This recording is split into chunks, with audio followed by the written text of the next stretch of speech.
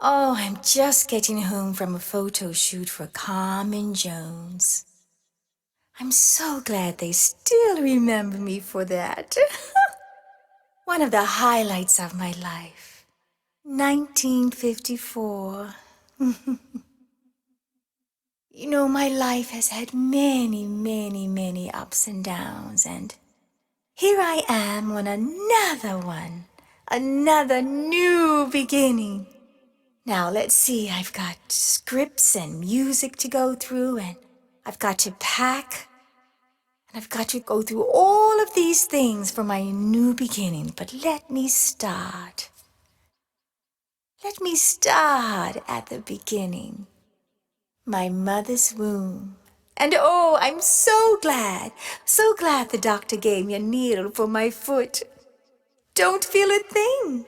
I can even spin, see?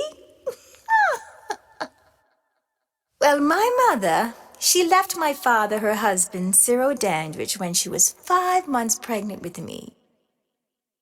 In 1922, they fought like oil and water. You see, Mommy wanted to be a performing artist, and she really, really didn't want any children. Mama lived with her lover, Geneva Williams, who Viv and me had to call Auntie Mama. She took care of us when Mommy was away. But Viv and me, we spent many nights holding each other and crying ourselves to sleep when Mommy was gone. I don't know much about my father, except that I was told I had his strong forehead and large, deep-set eyes. I did get to meet him when I was 16, when he tried to play catch-up with me. And then later, during the course of my career, we talked at length. Oh, he was a nice man. Short, but nice. Now that lady Auntie Mama, ooh, she hated us and would beat Viv and me every day. She even sexually abused me. Oh, but I still kept smiling and performing while being abused by her and helping everyone. Dottie, I need this water on stage left when I return, and I need this towel over there, and this and that, and oh, Dottie this and Dottie that, and but you know that stage. On that stage, my spirit came alive. I had confidence and power, and I was free. And I loved it. I loved to sing, act, and dance, and was great at it. I love sprinkles from heaven mixed in my blood. Oh, I can sing. Oh, I can dance. I just move my feet just like there's fire on the wing. Oh, I know it's fun, and I'm just begun. I just glow and blossom when I'm dancing, having fun. I fly on gossamer wings. My body becomes like a drum. My troubles behind, they don't matter, as long as I'm on stage with a dance and a song. Love to sing my song. Oh, my mind is free. Watch me sing and watch me dance, and you will smile with me. Love to sing my song, dance and move around. No more scaredy cat, no more this and that. Singing, dancing, I feel free. I feel free. Oh, yes. One day, Ruby, my mom, she told me she was tired, and she came into the kitchen where I would wait for her every day, so anxious and happy just to take my pointer and my thumb and squeeze it around the hem of her dress and follow her all around the house until she would tell me to stop it or just shrug me away. Well, this afternoon, Mommy came home and she said she was tired and She couldn't do her night job performing. You see, Mommy had a job in the day working for the Social Security people in a big old white building downtown. And at night she had a job performing. Well, I said, Mommy, I can do it. I can do it. Ooh, she was shocked. I had all of her facial expressions, dance moves, and vocal inflections. Seen a money-making opportunity. Auntie Mama and Mama started the Wonder Kids, adding Viv and me to the act. We performed all over the South in many, many churches. Now, that's when all those men began to notice my beauty and sexuality. Oh, they would stare and balk at me as if they wanted to strip me. I hated it. I wasn't even a teenager yet. Oh, but the stage was my escape. On stage, I felt safe and secure, and I was free. I was free from all of the turmoil of Auntie Mama that hung over me while not performing, making me feel like a lost little bird who didn't know where to land. Always seeking approval from others, from my mother, Auntie Mama, my sister Vivian, and friends, and then later from my husbands. Oh yes, I've had two so far, and always seeming to find self-worth unattainable while not performing. But when performing, I stopped feeling like a lost little fawn all alone in the woods, wide-eyed and wandering. You know, maybe I was looking for the love I never had with my mother and father. And then later during the course of my life, it seems that just when things were going great and my soul was happy, something would go wrong.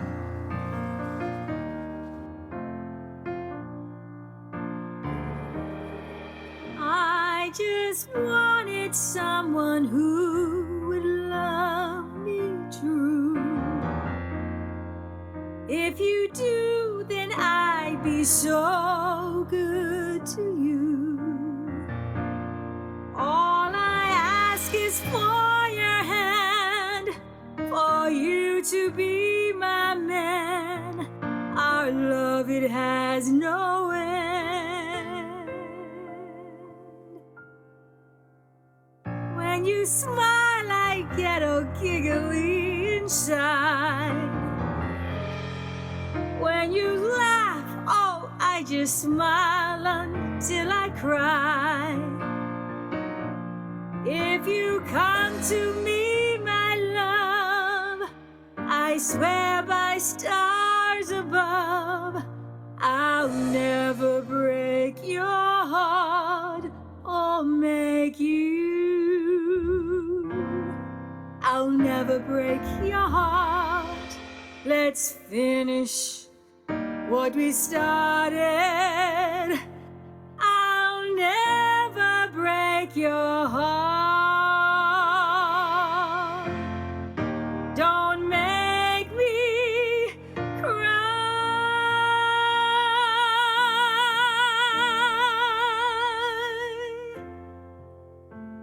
Me cry.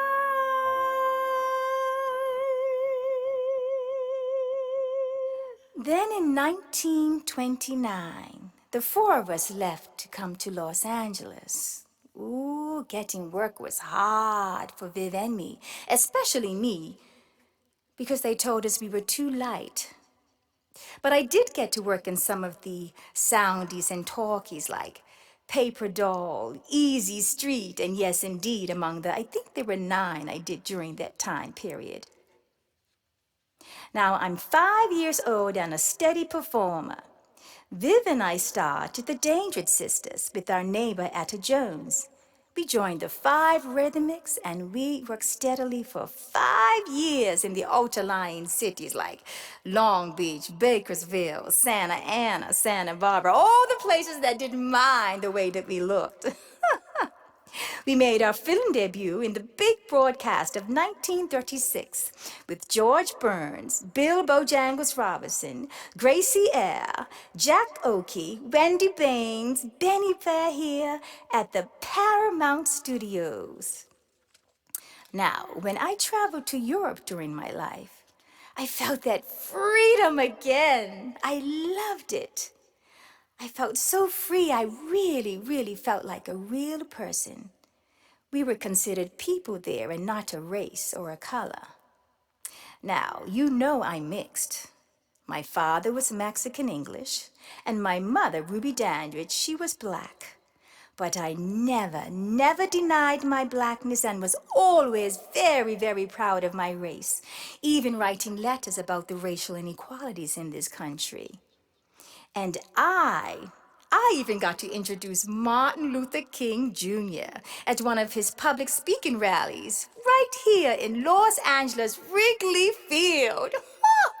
Over 50,000 people at what he himself had said was the largest and most enthusiastic rally he'd seen right here. Oh, but I so enjoyed being in Europe. You know, where I really felt like a real person. I felt valued. Now, in New York, that's where I met Mr. Harold Nicholas. He was rehearsing, and when I walked in, I stopped him dead in his tracks. He was really a great dancer. The attraction between us was immediate. He really locked his eyes on me. Just so you know, both Fayard and Harold were interested in me, but Harold won. He got the prize. We performed at the Cotton Club with the Nicholas brothers, Cab Calloway, Rosetta Tharpe, Jigsaw Jackson, and dancers Timmy Freddy and Benny Brahier, and Bill Bojangles Robinson. Later, Harold began to court me. He'd take me out for long drives and out to dinner. Now, I was only in my teens, so Auntie Mama, she kept her evil, watchful eye stretching for as long as she could. Then I broke from the Dandridge sisters, doing the movie Four Shall Die and a stage production of Meet the People.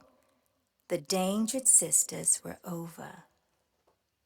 I performed in a singing engagement with Bing Crosby, Frankie Darrow, who else? Martin Moreland, Sunshine Sammy, and the King Cole Trio for a special Christmas benefit. We gave gifts to the needy children, and oh, I loved being around those beautiful children. I really loved kids, and I always wanted to have more. I'm only in my 40s, my early 40s, so you never know, maybe next year. I performed at the Orpheus Theater with the Floyd Ray Orchestra and the Rayettes, and at the Cafe It in Los Angeles. I was in the film Lady from Louisiana, and I had a role with John Wayne. Then in 1941, I performed with the Nicholas brothers in 20th Century Fox's Sun Valley Serenade. Ooh, I felt like I was living a dream. Singing and tap dancing in a movie with them, in a movie with the Nicholas brothers. I was over the moon. Pardon me, boys, is this the Chattanooga Choo-Choo? Oh, I had principal parts in 5 movies in 1941. Four Shall Die, The Lady from Louisiana, Sun Valley Serenade, Sundance, and Bahama Passages. Harold, he continued to court me. we'd end up in, ooh, Harold. Oh, don't, oh, yes, you could, yes, just kiss me right there. Oh, yes. We'd end up in hot kisses and embraces, and we decided to get married before it got out of hand. Auntie Mama and Mama were thrilled. Married now. That Auntie Mama, she couldn't touch me anymore. She couldn't glare at me with those eyes. I was free.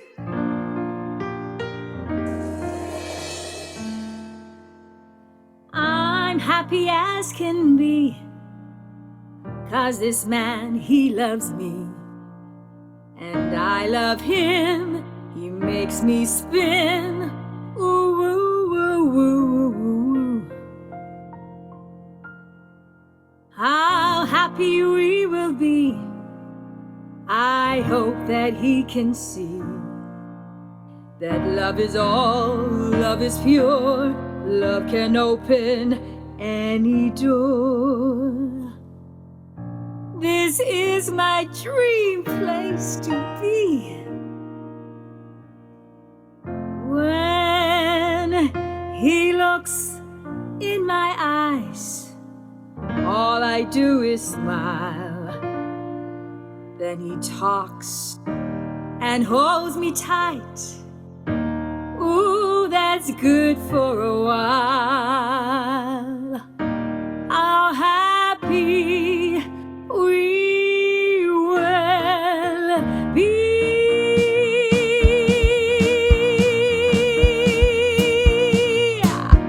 Da da da da da da da da da da da da da da.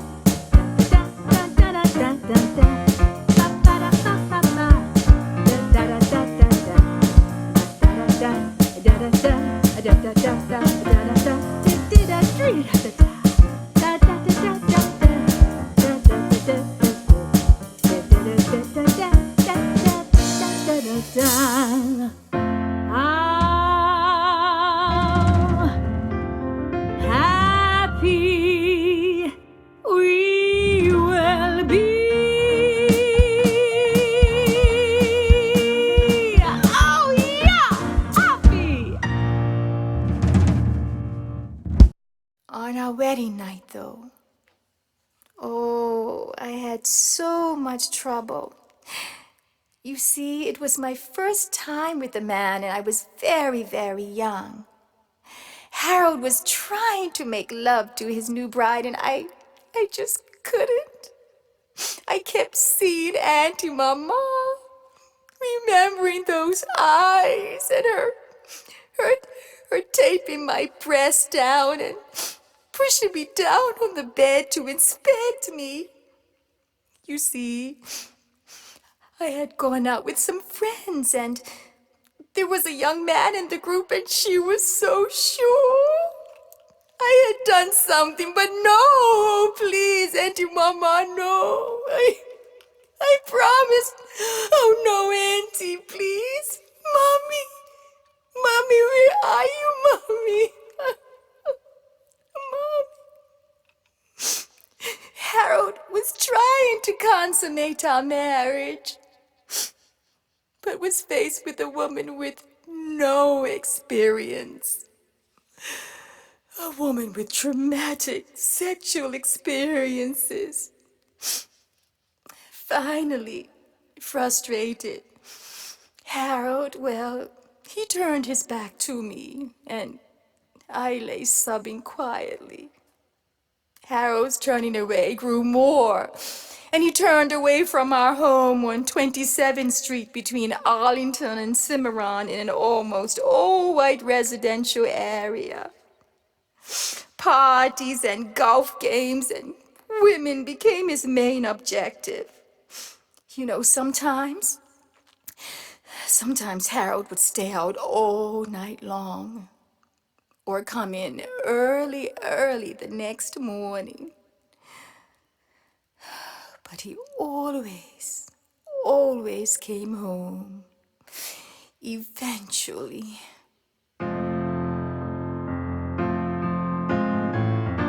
Ooh.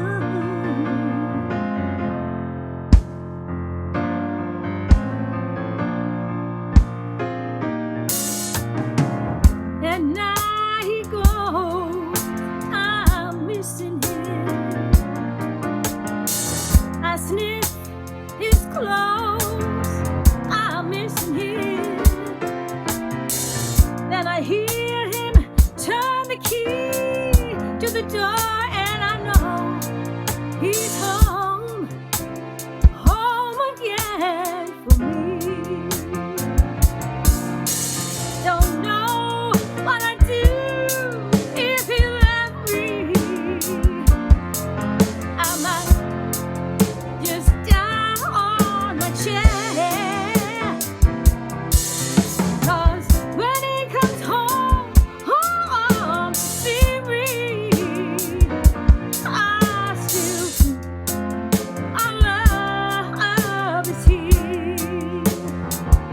I still think our love is here. He can't leave me. No, he can't leave me. I might die right here on the chair. 'Cause when he comes home to see me. I still think our love is here. I still think our love.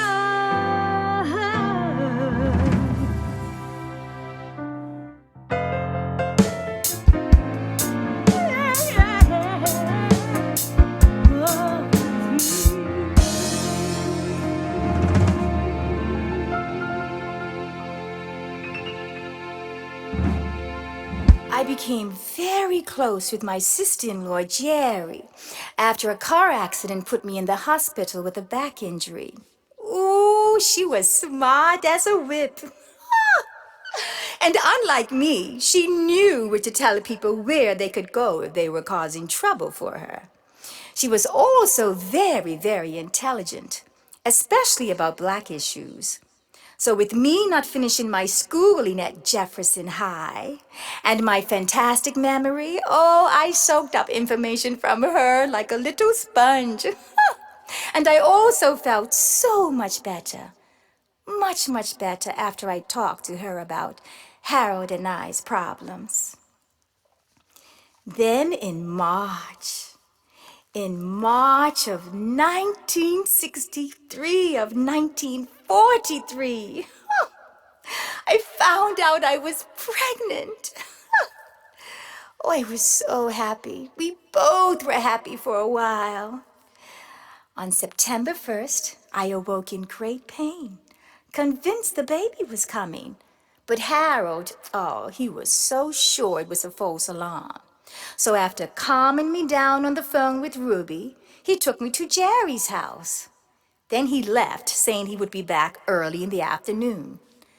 Ooh, but not before getting a good scolding from Jerry, who was angry he would leave his wife, knowing the baby might come at any moment. Now, by then we had a car, but Harold's friends, well, they picked him up to play golf and he didn't even leave the car keys. And I kept thinking to myself, he won't do that. He won't leave his wife knowing the baby might come at any moment. Oh no, he won't leave me. Well, my contractions, they kept getting worse, and Jerry and her sister Rose, they tried to get me to the hospital sooner, but I wanted to wait on Harold. You know, this was our firstborn, and I wanted my husband to be there for the birth of our baby. And Jerry, well, she empathized with me, and so we waited. But when my water bag broke, I was bursting apart inside. I could feel it. I was sweating profusely and calling, Harold. Oh, Harold, why aren't you here?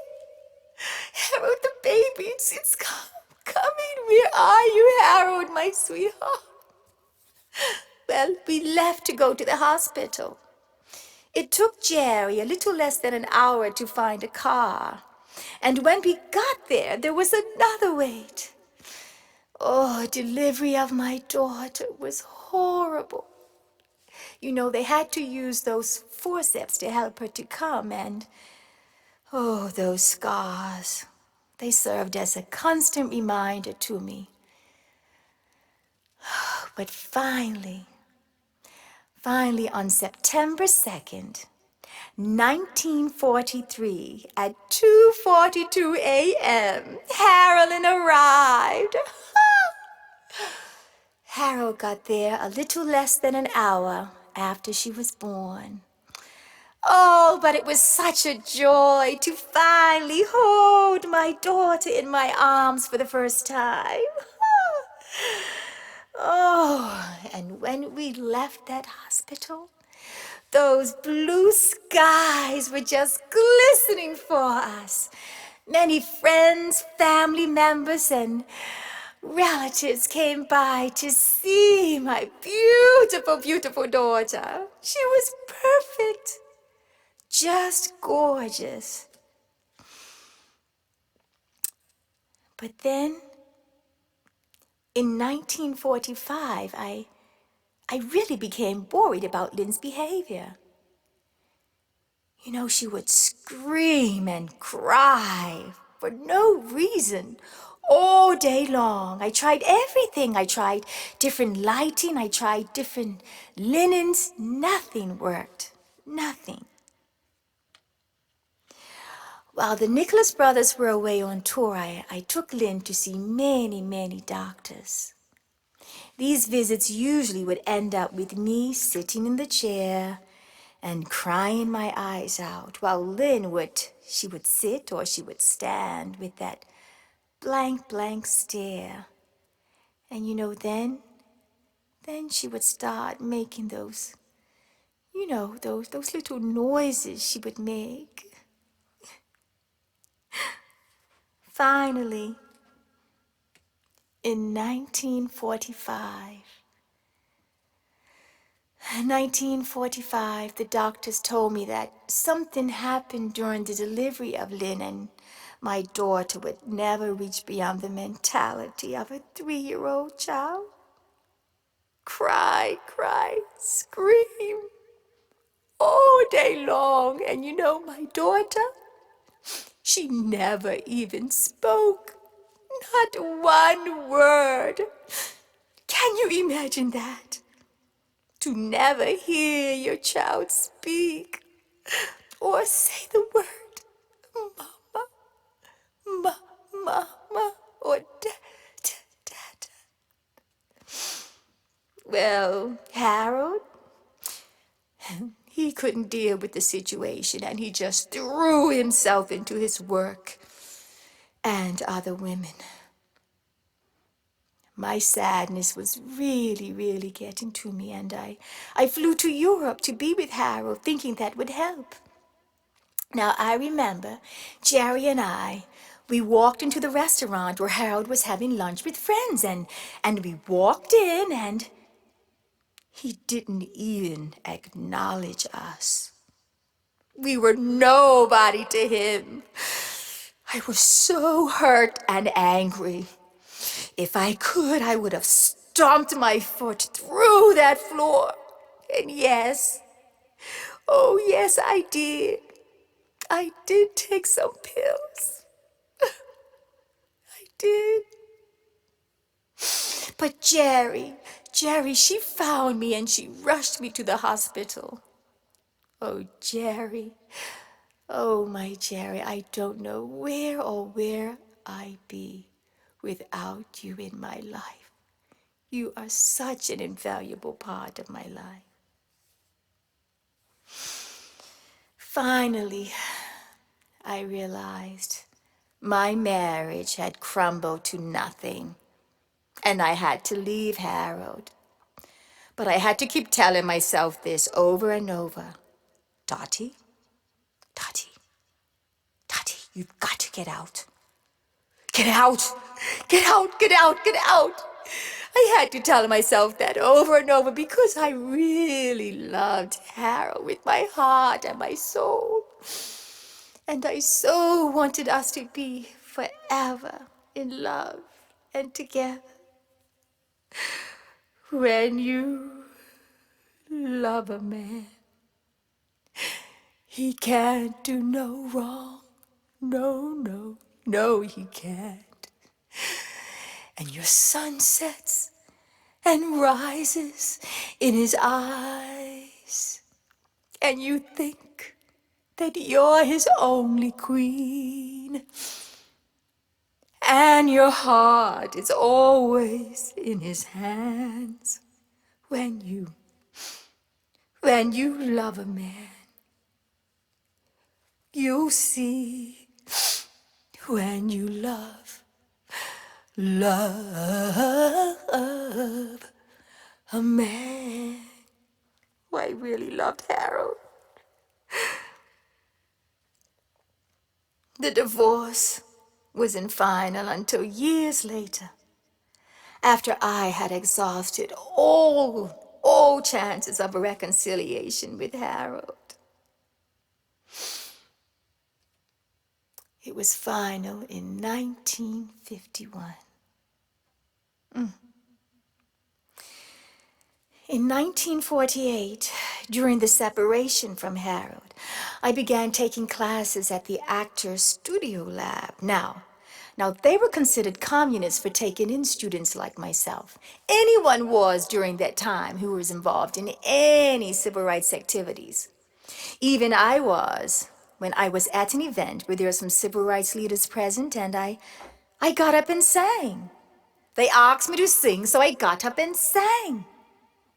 But a stern, sophisticated letter to Zalznick at 20th Century Fox squashed those rumors that had spread throughout the industry. Now, at the Actors Lab, I met and became close friends with Marilyn Monroe. Oh, she and I were just like sisters and did tons of fun things together. And Marilyn spent many nights sleeping on the white rug beside the fireplace at my Hilldale home after she told me all about her loves, her romances, everything. Anything there was to know about Marilyn Monroe, I knew it, and Peter Lawford knew it. We were like 3 peas in a pod. Now, Marilyn was a little lightheaded, but smart, and had great influence in the industry. She even started her own film production company with her photographer. I think his name was Middleton or Middleman. Oh, yes. They made lots of money off of her back. I continued my relationship with Phil Moore, and my career took an upturn when I met Earl Mills at one of Phil Moore's Sunday musicals at his home. You see, Phil would have these wonderful musicals at his home where he had a large brown stretch baby grand piano, and hors d'oeuvres would be flying and champagne flowing, and people would come and do skits and dance and sing, and oh, it was such a joyful time. You know, when I'm back on my feet and I'm able to purchase my own home, I'm going to have events like that at my house. Well, Earl Mills, he heard me sing and decided to manage my career. I had just finished Harlem Globetrotters and Tarzan's Perils, and then later in 1953, oh, Bright Road, one of my favorite films to do. I just loved being around those beautiful children. And you know, they were around the same age that Lynn was at the time. And Harry Belafonte. He wasn't too hard on the eyes either. Oh, but with all of that, there still were no roles for actors like me, who didn't want to play the slave roles or the slapstick comedy they were throwing at us.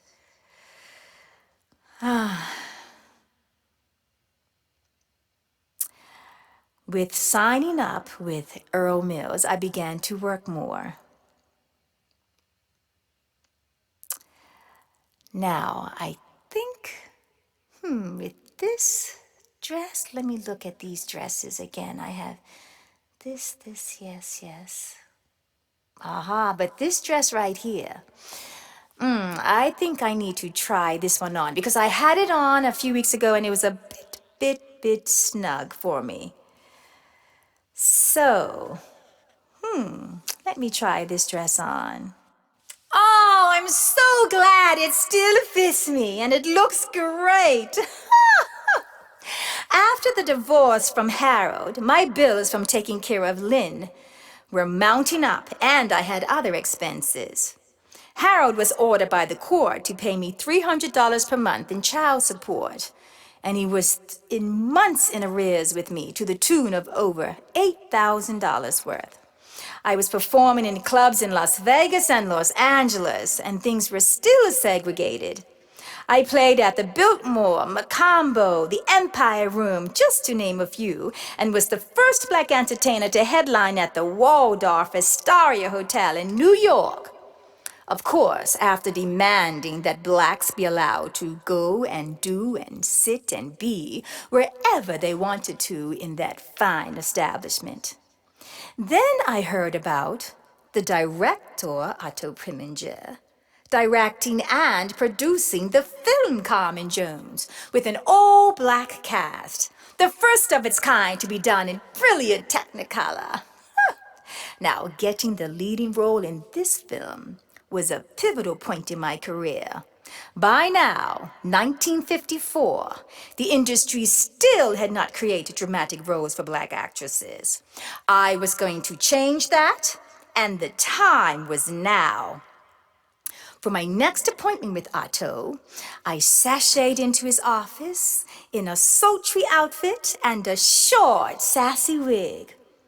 Otto's jaw dropped. I got the part!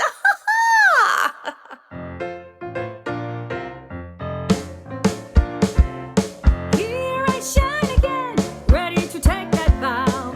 Of all the times I needed strength, I got it now. Here I shine again, shining my name on the line. Been down a bit, but now I'm ready to shine. Was down in the dungeon, left all alone in the dark. But now I have risen, this song I sing from my heart. Here I shine again, after the gloom is through. I shine, I'm coming back. My heart is full of love and that I'm shining like I always knew I could shine. I could shine for you and you and you and you and you. Remember that the time is now. Yes! Some of the all-black cast members were Pearl Bailey, who I befriended on the set of Carmen, Joe Adams, Diane Carroll, and many others. And oh, wait a minute, Harry. Harry Belafonte, like me, was not allowed to sing his parts. We had to lip-sync them. But you know, I could have sang those parts. Even my vocal coach told me I could have sang them. They were at just a little higher register than my voice. And you know the woman, Miss Horn, who was working on the music? She listened to my recordings over and over to get the music. But nevertheless, I continued with the film. Carmen's production began in April. Oh, yes. April of 1954, the time of new beginnings. You know, my sister, she was happy for me. We had a love-hate relationship, but I always looked out for her, and she looked out for me. I also found out in April of 54 that Peter Lawford, Peter was marrying Patricia Kennedy. So that meant our love affair, our secret love affair, would end. You know, I truly, truly loved Peter, and he loved me, but his family and this racist society prevented us from marrying and progressing in our careers. Then I began to hear about all of the rumors spreading through our community about me, a black woman, portraying this sultry, seductive, Carmen role. And then jealousy from friends and others. I got so tense and stressed. I just stayed in my apartment. But one visit from Otto and encouraging words from Earl Mills convinced me to continue with the role. And Otto and I's professional friendship, well, it turned into love and a long relationship. Otto gave me everything I needed: clothes, money, and love. He had two taboos, though. He was white and married. And even with the negative vibes I kept getting from my sister Vivian, I still always thought Otto and I would be married. He bought me a home on Avenue Drive, a place that I loved, where I entertained with many, many distinguished guests. And through all of this, we had to keep our love a secret. Oh well, we tried to anyway. Blow out the candles so no one will know who's been kissing me. Darling dear, oh, such a happy time for me. All the magazines had me on their front covers: Paris Match, Photo Play. And I became the first black entertainer to be on the front cover of the Life magazine in 1954. Photographers were shooting me everywhere, all over the world, professional photographers. They just couldn't keep their eyes off me. Dottie in Paris, Dottie in Spain, Dottie is in Milan.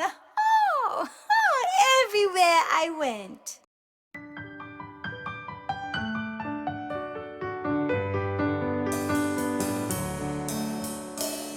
Each time I walk their way, their eyes begin to say, there goes the girl who shows the world just how to get her way.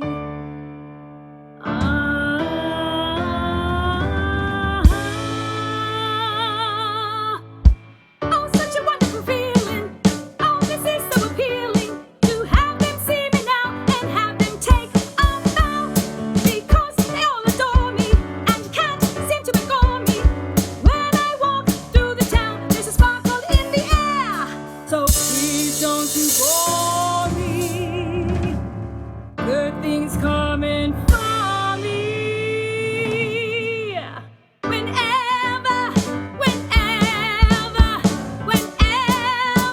I'm near. Whenever I'm near, that's where it's at. Yes! Carmen opened many doors for me. I was the first black industry professional to get a 3-year contract with Fox. One film per year, starting at $75,000 to escalate to $125,000 per film. Carmen also led to me being the first black actress to be nominated for an award in a leading role. Oh, I was over the moon. Nothing was gonna stop me. Then I refused a role offered to me by Fox in The King and I, at Otto's request.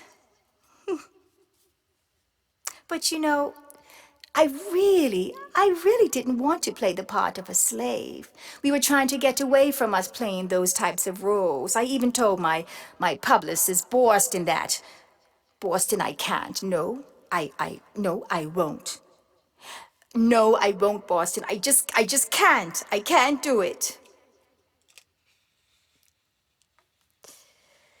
No films came my way until 1957. Island in the Sun. And oh, such a controversial film. I became the first black actress in America to star in a film with a white romantic leading role partner. But because of the racism in this country, we weren't allowed to kiss. Only light, very light touching. Oh, I was paid $75,000 for that film, but such a stressful time. Many projects ended in dead-end deals, projects like Sloan, blues opera, remake of Barbara de Seville, all a part of Otto's promised work for me. Otto and I parted, but not before me getting pregnant and having an abortion. I didn't want to keep his child. He wasn't marrying me. Such a terrible time for me. I wish I'd listened. After getting no film work and desperation for money, I continued to perform in clubs in Las Vegas and Los Angeles. You know, I would have loved to have done more than the 41 films I've done so far, but there were none. Nick Perito, a wonderful music director and accompanist, was a very, very good friend who helped me and lifted my mural during this period. Then I filmed Porgy and Bess, and Otto being the director by default, of course, was a horrible experience for me. He screamed and shouted directions at the actors and treated them and me like dirt. Oh, I felt like throwing up every time I came to work. He bullied me on set, visibly, and physically on set. I remember after the filming the rape scene with Brock Peters, I remember I left the studio with black and blue bruises all up and down my arms from him pushing and pulling on me. But I made it through and played Bess anyway, even getting a Golden Globe Award nomination for my portrayal of Bess. So it was back to performing in clubs again. The Macombo, the Biltmore, the Waldorf Astoria, the Riviera Hotel. Now, while performing at the Riviera Hotel, I met maitre d' Jack Dennison. Now, this hotel, the same hotel that emptied their pool, fearful that Mia, can I start there again? Now, the Riviera Hotel, the same hotel that emptied their pool, fearful that me, a black woman, would swim in it. Well, I have to admit, I did call the front desk to let them know how hot I was and how a dip in the pool would be just splendid. After they told me the pool was closed and I saw people swimming in it. Well, that's where I met maitre d' Jack Dennison. Oh, he was a handsome, graying man with all the smoothness and charm. He charmed his way into my heart with his good looks and splendid manners. I guess he did own up to his hidden intentions, which were to use me and my money. Now, I was making great money when we married in 1959. I even gave him money to open up a restaurant on Sunset Boulevard before we got married. But once married, he proceeded to run me into the ground, financially, emotionally, and physically. Our home, oh no, my home on View Site was a war zone with 2 enemies in it. I'm so glad I didn't put his name on that deed. Jack was extremely abusive, causing me grave bodily and emotional harm, even putting me in the hospital at one point. I filed a restraining order on Jack, and he was ordered to leave my house. The divorce was final 1 year later in 1961. Jack, of course, continued to try to see me via messages from my dear, dear friend Herb Jeffries. But I never would talk or see him again. Never in my life. This, of course, stopped when he found out I was broke. Oh, yes, I had to file for bankruptcy in 1962, and Oh, and I had to move from my house. I practically built that house from the ground up. I designed it just the way I wanted it. The den where I could sit and listen to albums and study. And, they featured me in an article in Ebony magazine, in Ebony or Jet, I think. And I'm sitting there in my den with my beige shade carpet around the same color as this carpet. And I'm sitting there with my toes pointed like I always did. And I'm sitting straight up. And I've got my 3 square pillows beside me. I think it was an orange one, a brown one, and a beige one. I always kept my toes pointed and my back straight and my head cocked back. My sister Vivian, she would tell people, my sister Dorothy, she works 24 hours a day at being a star. Well, the den, and then all the way to the top floor with a wonderful master bedroom and bath and beautiful balcony where you could go out and have a drink or have breakfast or just go out and look and see all of the other homes around in your area. Yes, I had to move away from my house and move to a smaller house on Norman Place. Yes, and my dear friend Jerry, she was right there with me all the time, right there by my side. Also, in 1962, my dear, dear friend, Marilyn Monroe was found dead. Soon after her breakup with President Kennedy. She told me. She told me when she was going to go and break up with him, but she wanted to go alone. But now she was gone. She's dead. Here it is, 1965, and I still miss her. We were so close.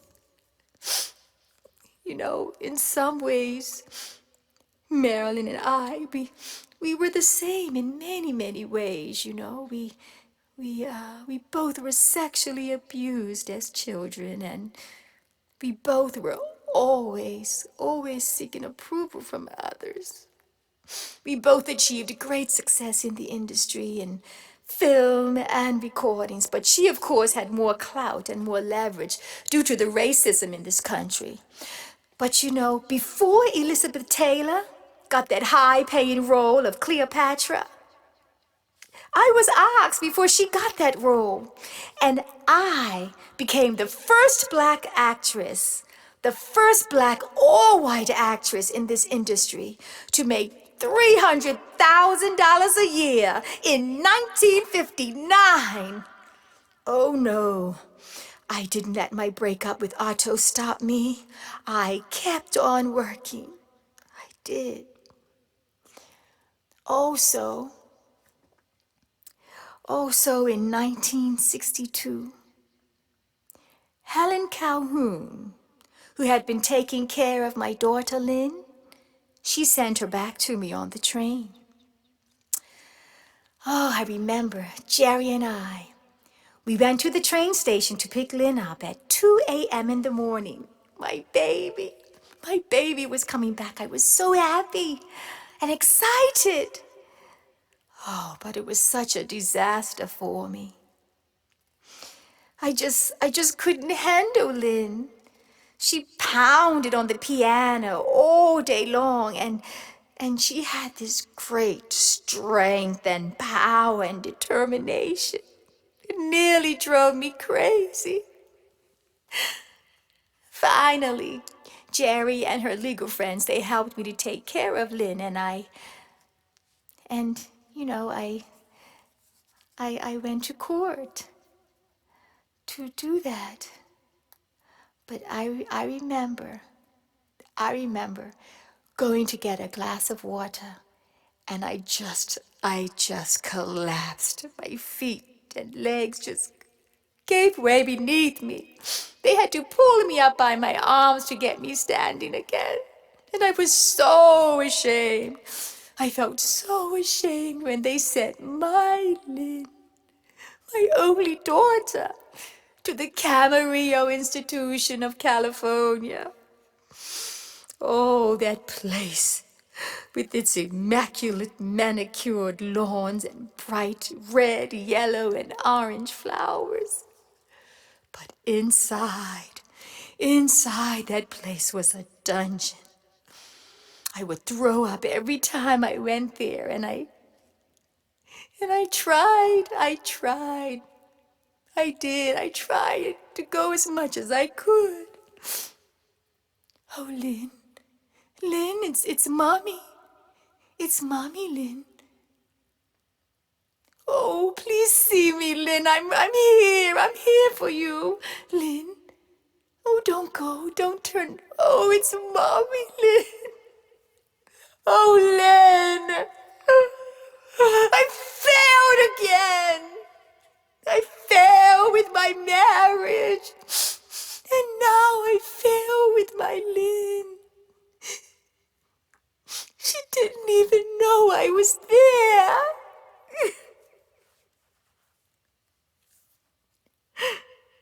Oh. Then I bounced back. Yes, in 1964, some work came in. From my manager, Earl Mills. Puerto Rico, Tokyo, Mexico. I was working again. But every penny I made went to the IRS. Finally, my lawyers fought for my case with the IRS and won. They convinced them that I was ill and broke. So they put me in the dead file. Then an oil well drilling scam left me nearly penniless, and I had more debts that I couldn't pay. Oh, I was hurting and sad and so lonely. But something inside of me, right here, just kept me going on. But then I had no money and no work.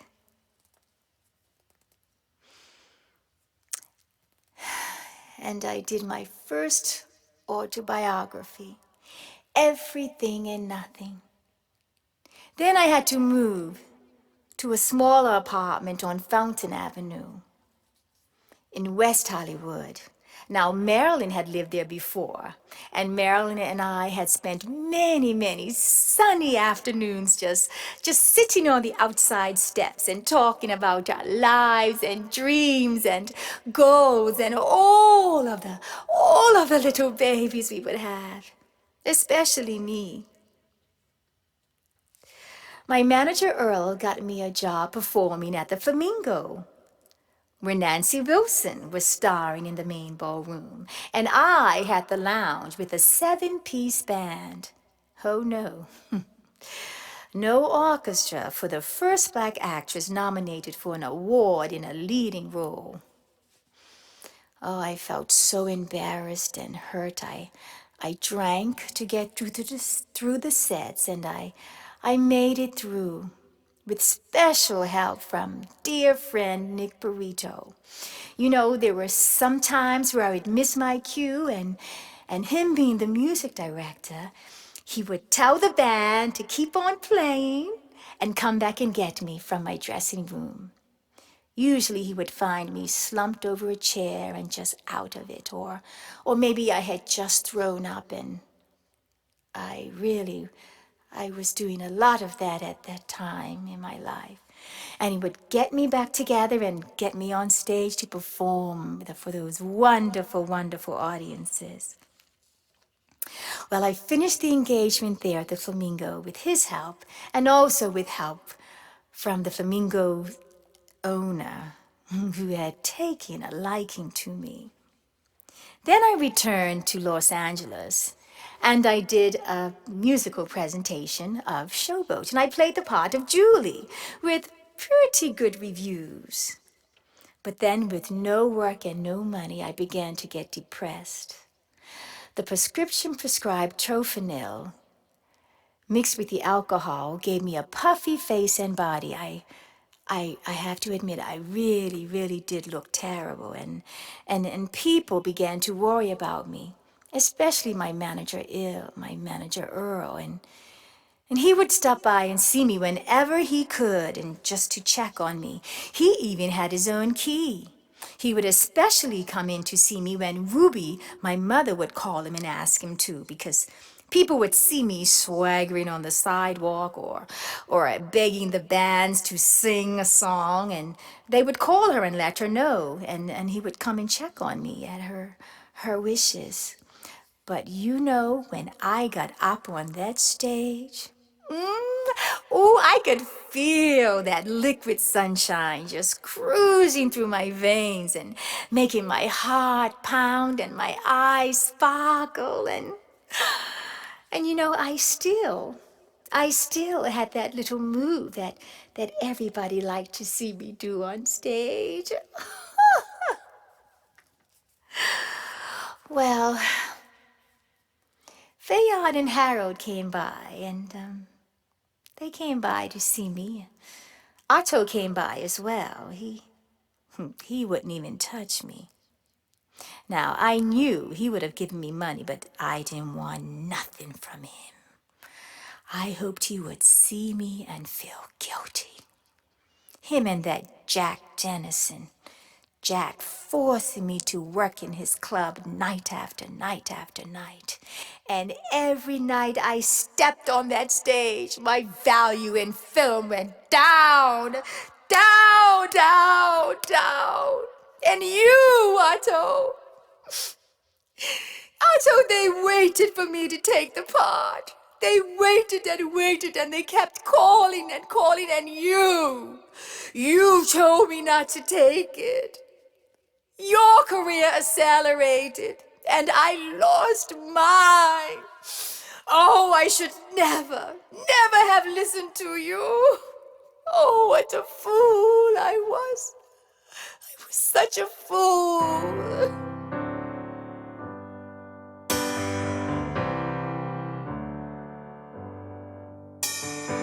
What a fool I was.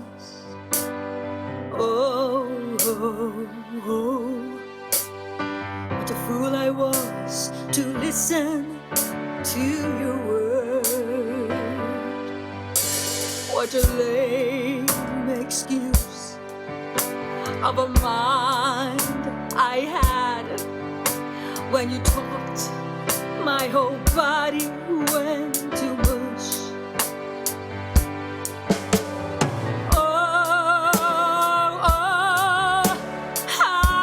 I get so lost in you. You made me forget who I am.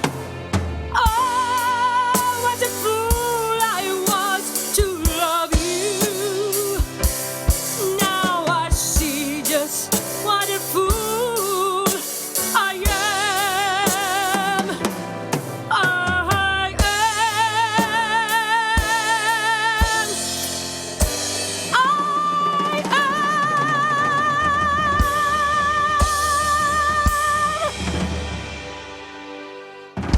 In April of 1965, I bounced back. Oh yes, always in April, the time of new beginnings. I began to feel better again. Some more work came in. Joe Glasser, who was determined to rebuild my career, got me a gig to perform at the New York club Basin Street East Grill that was to start on September 10th, the beginning of a long engagement. My manager Earl got me a gig performing in the carnival room of the Sheraton Hotel. I began taking dance classes and exercise classes to build up the stamina for the lineup of shows I was doing. I also still went out on auditions for speaking parts for commercials. Now, I remember bumping into Nichelle. And I remember holding her by the sides of her face and giving her a kiss good luck. You know, I always tried to help my friends. I always did. I helped Billie Holiday quite a lot. She and I were close, close friends. When the cops were hot on her trail, Billie would stay at my apartment and I'd literally spoon feed Billie and give her clothes and dresses and money and here, Billie, here's some soup, here's some cereal. Here, Billie. There you go. Yes, open up your mouth. Yes, there. Yes. But you know, Billie didn't even know what was going on. Oh, I always tried to help my friends, and I never wished ill on anybody, on anyone in the industry. But they always wished ill on me, all of the time. Then in a few days, things began to look even better. Through my manager, Earl, I was contracted to star in a film in Mexico. $50,000. Contracts were signed, I's dotted, T's crossed. Another new beginning for me. While working out at the gym, I tripped going down the stairs, and I didn't think anything of it. I just kept going. But on the trip to Mexico to meet with producers and directors about the film, the pain persisted. I saw a doctor there. They x-rayed it, and she advised me to get a cast put on it as soon as I returned to the U.S. Once in the U.S., this was confirmed with a bone specialist, and I was set to get the cast put on it the next day, tomorrow. And guess what? While meeting with producers and directors in Mexico about the one film, they upped the ante from 1 to 2 films at $50,000 each. Oh, I better hurry up and get ready.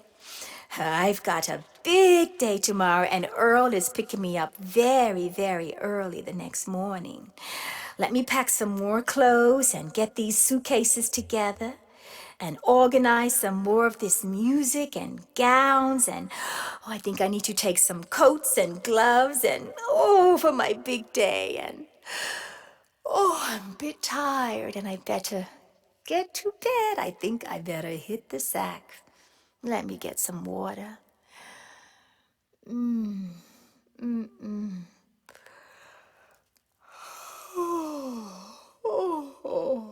Yes.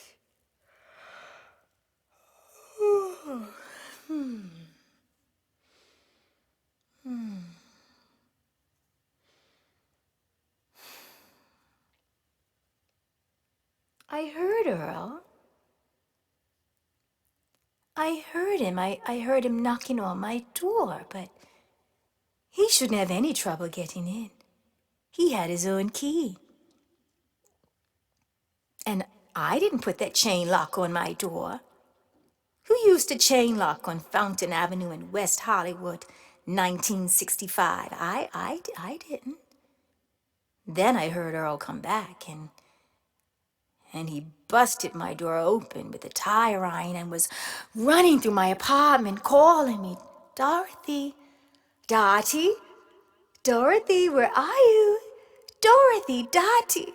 Oh, Dorothy. No, Dottie, Dorothy, Dottie. And then he stopped and was saying my name over and over and over again. But I didn't wake up. You know, I visited Jerry in a dream once, and she asked me, she said, Dottie, are you okay? Are you sure you're all right? And I said, with a smile, oh, yes, Jerry, absolutely. You see, Jerry, Up here, there's nothing for me to cry about.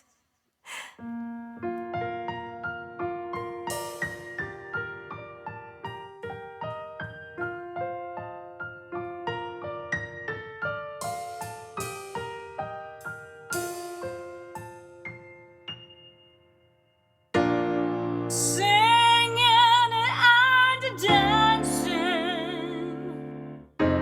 something I love. Sprinkles from heaven, mixed in my blood.